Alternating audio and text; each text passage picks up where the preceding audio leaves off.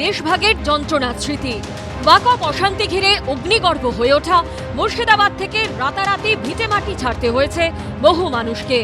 নিজে ভূমে পরবাসী দুষ্কৃতীদের সীমাহীন অত্যাচার সহ্য করতে না পেরে শামশেরগঞ্জ থানার বেদবনা গ্রাম থেকে নদী পেরিয়ে মালদার বৈষ্ণবনগরে চলে আসতে বাধ্য হয়েছে একের পর এক পরিবার।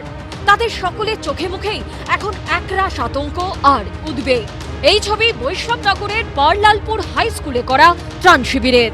এখানেই আশ্রয় নিয়েছেন শামশেরগঞ্জের বেদবনা গ্রামের প্রামাণিক পরিবার।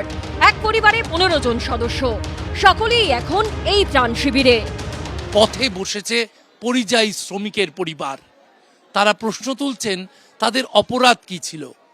নেতারা আসছেন, ত্রাণ শিবিরে কেউ সাহায্য করছেন, কিন্তু স্পষ্ট কেউই বলতে পারছেন না এরা বাড়ি ফিরবেন কবে। ঘরছাড়াদের গলায় একরাশ আতঙ্ক। বলছেন ভাত রান্নার সময় হামলা হয়েছিল, ওই অবস্থাতে রান্না ফেলে ঘর ছেড়ে পালাতে হয়েছে প্রাণ বাঁচানোর তাগিদে। এখনো ভাত আছে হাঁড়িতে, ছেড়ে পালিয়ে এসছি। আর আমরা সব বড় মানুষ যা আছি বাড়িতে কর্ম করার, কর্মটা দিনে খাটি দিনে খাই। এ তো আমরা খুব যে গরিব সংসার আমাদের। 3 মেয়ে নিয়ে 9 জনের সংসার বনবাসী মণ্ডলের। পেশায় বিড়ি শ্রমিক। মেয়ের বিয়ের জন্য জমানো 1.5 লক্ষ টাকার জিনিস লুট হয়ে গেছে।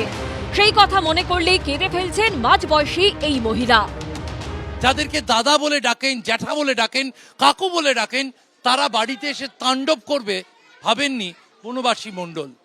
তার জমানো সব টাকা, তার অল্প অল্প করে তৈরি করা বিভিন্ন টুকিটাকি জিনিসপত্র সব নষ্ট করে দেওয়া হয়েছে। কাম করে বিয়ে দিব, কাম করে পয়সা জমাবো, কিছু না, সব তো আছে না, কিছু না, খাবার ঢুকে না, আপনি করে খাবার কিছু ভিতরে আটকা হয়ে গেছে, লাথে লাথে মেরেছে না, পায়ে আমার ব্যথা করছে। মুর্শিদাবাদের বেদবনারী বাসিন্দা কালীচরণ প্রামাণিক, তৃপ্তি প্রামাণিকরা প্রাণ বাঁচাতে মালদায় পালিয়ে এসে আশ্রয় নিয়েছেন স্কুলের ক্যাম্পে। তাদের বাড়িও ভাঙচুর হয়েছে, সোনা দানা সব শেষ।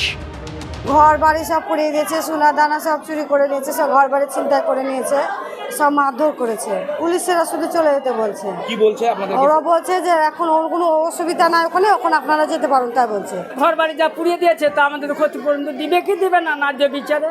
আবার যদি গন্ডগোল হয়ে গেলে আমরা কোথায় যাব, কোথায় দাঁড়াবো? রেখে যদি না দেয় আবার দাঁড়াতে। ঘরছাড়াদের নিয়ে এখন আশ্বাসের সুর শোনা যাচ্ছে পুলিশের গলায়। ইতিমধ্যে যারা কিছু লোক যারা নিজেদের গ্রাম ছেড়ে অন্যত্র চলে গেছিলেন, তাদের মধ্যে কাল রাত্রেই 19 জনের মতো ফিরে এসছেন এবং আজকে আরও সেই প্রসেসটা বাড়বে।